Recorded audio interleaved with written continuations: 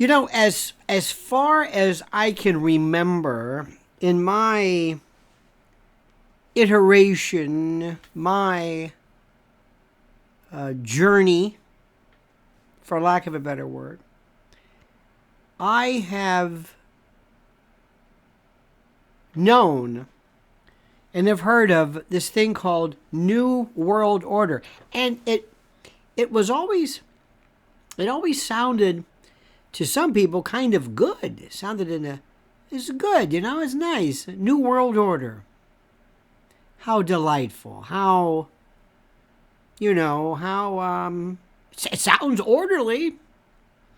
It's a world, that's good. The world is good and order, and it's new. So it just sounded, by virtue of the nomenclature, it sounded rather benign and anodyne. Well, it's anything but. And I want to discuss this with you to give you, if you will, in case you need it, a bit of a primer, a bit of maybe a reminder, shall we say, of what it is. But first, I want to talk about something which is also I want to give you a reminder of, and that is the necessity of you to always make sure you have emergency food handy. And I'm not talking about the black helicopters, whatever they are. I'm talking about weather, hurricanes, supply chain breakdowns, riots, problems in international whatever. Remember, we went crazy. There was a toilet paper shortage for COVID, even though that had nothing to do. I still don't understand the connection between toilet paper and COVID, but I don't want to get too much into that, but you know what I'm talking about. So, in the meantime, what are you going to do? Well, there's a wonderful company called My Patriot Supply, and if you use this link, which I provide for you, preparedwithlionel.com, you can get a 3-month emergency food supply. This is basically this 3-month kit, so to speak, and save $200 right off the top. Over 2,000 calories a day, 21 varieties of breakfast, lunches, dinners, drinks, snacks, with a 25, what was that? 25, what was it again? 25-year shelf life. Resealable, heavy-duty, 4-layer pouches with oxygen absorbers, and it's 120 pounds of food in 6 rugged, water-resistant buckets, modular, easily stacked, easily kept, free shipping and handling. I mean, just it's perfect. So right now, use this special deal. Go to preparedwithlionel.com. In the the unpleasant but certain food problem that will most certainly arise. Sorry to say it, but it's true. Now, my friends, I want to tell you about something. I want to see if I can explain this to you. Since, and it maybe was after World War I, World War II, there was a desire on the part of the world leaders, the West, to consolidate the world into one continuous, contiguous, solid order system. A new world order, or, as Klaus Schwab called it, the Great Reset. And it was so perfectly stated. What does that mean? Not only is this one system contained therein, but you want to have it. And by the way, you can see such iterations of this in the Club of Rome, Bilderberg, Council of Foreign Relations, Trilateral Commission, all these things that people said, oh, they don't exist. The UN, oh, well, that exists. But the Club of Rome, what does that mean? Bilderberg is just meeting in Lisbon, and for the first time they're even talking about it, and people are calling it this super secret elite. It's not secret. It was secret for a while, even though we all knew about it. But these folks want the power to limit all industry and production. They want the power to control energy production and dictate who gets it and the dispensation of stuff, of such. To be able to individually micromanage and control your lives under such weird rubrics of sustainability and equity, to be able to control what you read and think and see and write and are exposed to. They want to control food production, agriculture, the type of food. Don't forget GMOs, water. Hydro-imperialism is going to be the issue of issues. And not only that, there's going to be this collective idea that you can call this, you can say, does it sound kind of like communism? Yes. The planned economy is going to be from these folks.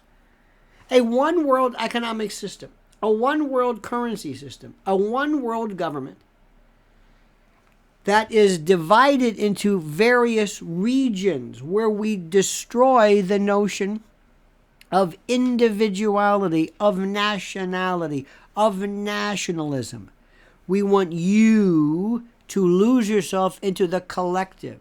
And one of the best ways possible is to start getting you used to acting in concert, to be ordered around by groups like the World Health Organization, the CDC, the World Economic Forum. As I've mentioned, these groups that sounded almost like they were like the AAA, like an auto club. But all of a sudden, oh, no. These folks have tremendous power and jurisdiction over you. How is that even remotely possible? And we've been telling you about this forever. But we've been called a conspiracy theorist because it sounds so Alex Jones-ish.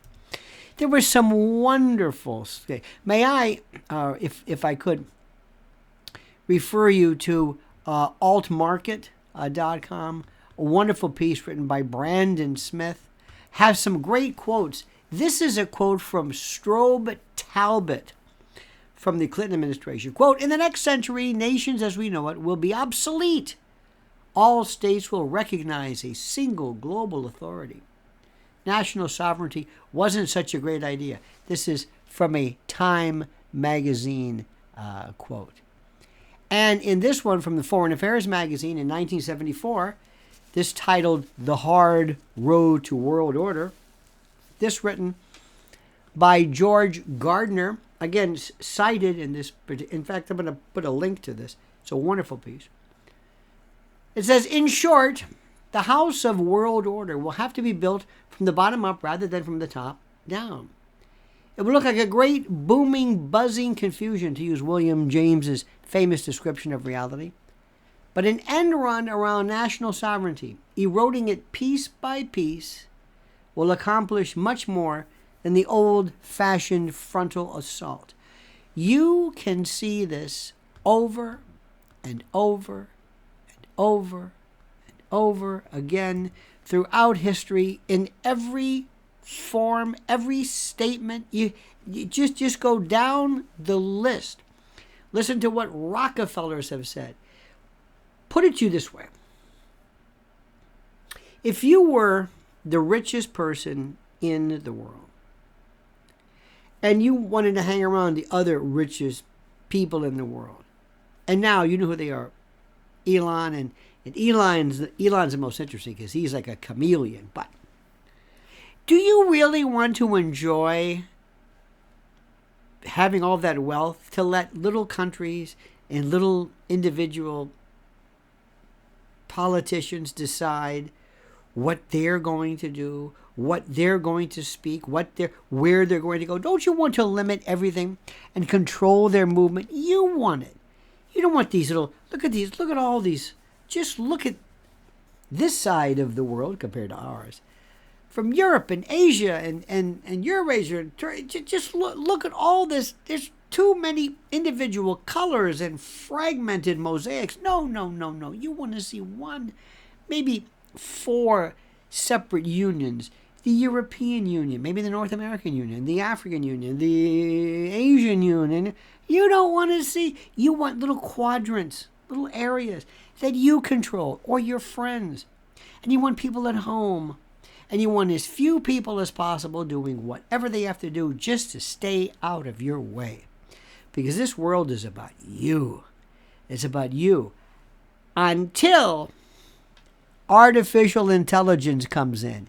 When all of a sudden, and this is the most important, when all of a sudden, and I can't say this enough, when all of a sudden there is this new group, this new thing, this unit of intelligence, this sentient, perhaps sapient, individual identity, this artificial intelligence, artificial general intelligence, AGI, superstructure that is smarter than us, more persuasive than us, more powerful than us, decides that maybe the Soroses and the Schwabs and others and the Rothschilds and the Bezoses and maybe even the Elons, that they're getting in the way. That these new intellectual powers that cannot be crushed, cannot be shut down, cannot be sidelined, cannot be, shadow banned, or no, because they can actually corrupt and hack the entire world, the system, the informational matrix. But this could be something which we'll talk about more. This idea when New World Order meets AI, I should say, World Order, and who wins that? Will artificial intelligence be able to say, George who? Soros. I don't know what that is. Does money and power mean something to a system 1 trillion times smarter than we are? I'm just giving a number. This is the good part about it. I mean, everything changes. But irrespective, until that moment comes, there are people right now there, and we've been talking about this, but we were called conspiracy theorists, but it's there. Look no further than just read up the Club of Rome. Just read. Read what they say. Read what they want. Read what they are saying. Whenever you see Davos or G7 or any of these folks getting together and just talking and chatting about what they think might be better for us in terms of this new reconstruction of society, this new global coalition to control and to crush not only human spirit, but human liberty and freedom and the ability to express. Oh, no. This is about enslavement. I hate to get heavy with you, but it's true. All right, dear friends, have a great and a glorious day. Please don't forget, remember, preparewithlionel.com, preparewithlionel.com. That is your link for food preparedness.